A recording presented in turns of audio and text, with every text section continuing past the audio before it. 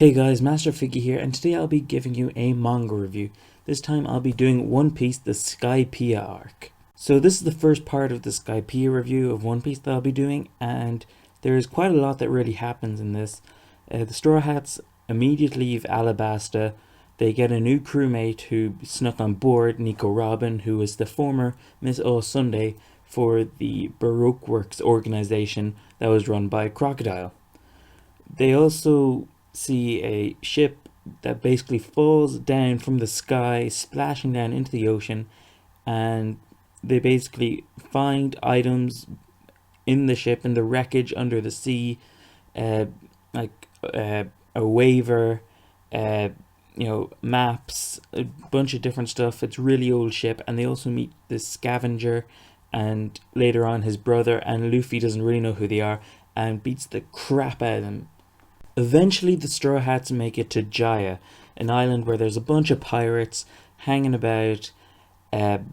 We do see a lot of characters that will be a lot more significant throughout the series. We meet Bellamy. I can't believe I forgot his name. Bellamy, who basically laughs at everyone's dreams or ever tries to put them down. We also see Blackbeard for the very first time, and Jesus Burgess, Laffy, who actually goes to the world government and tries to get Blackbeard to be a warlord. And we also, for the first time, meet I can't believe I'm forgetting his name right now, Doflamingo.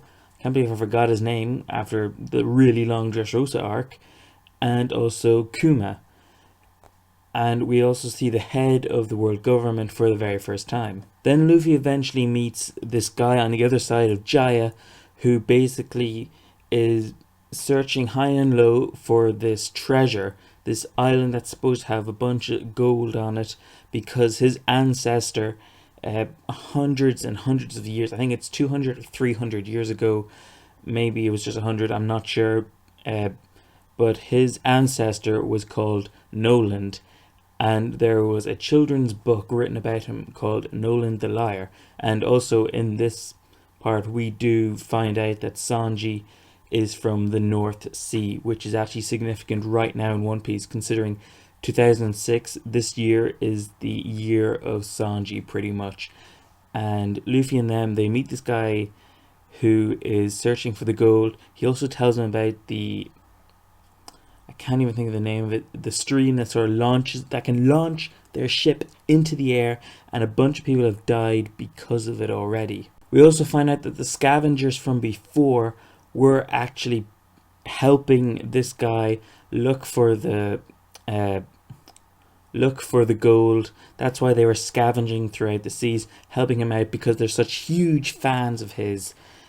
And basically all is forgiven between them and the Straw Hats. Bellamy soon gets word of, I think it's, Mont Blanc Cricket. That's the guy's name. I almost forgot his name for a second there. Mont Blanc Cricket was searching for the gold. He thought, he should stop dreaming. So he basically goes over while Luffy's not there and beats the crap out of him and the scavengers with his pirate crew. I also forgot to mention that when Bellamy and Luffy first meet, and Luffy mentions his dream of becoming the king of the pirates, Bellamy just laps right in his face and beats the crap out of him and Zoro. And Luffy and Zoro do not budge. They do not fight back at all. And it's supposed to make reference to the very first chapter of One Piece when Shanks wouldn't fight the mountain bandits. So anyway, when Luffy gets word, when he comes back to Mont Blanc Cricket, sees that the crap's beaten out of him, he rushes back to Jaya's town, to the bar, and he just beats the crap out of Bellamy. We find out Bellamy has this devil fruit where he's basically made out of strings, and Luffy just clobbers the guy with pretty much one punch. It was an amazing fight. Well, it wasn't that really amazing, but it was just sort of badass the way Luffy just sort of took him out in one go, with Bellamy just bouncing all around the town like mad. when Luffy came back to Cricket and brought him back the gold statue that he actually had, that he found, Cricket and the scavenger guys were so happy. They helped Luffy's ship make it easier to go up the stream to make it to the Sky Islands.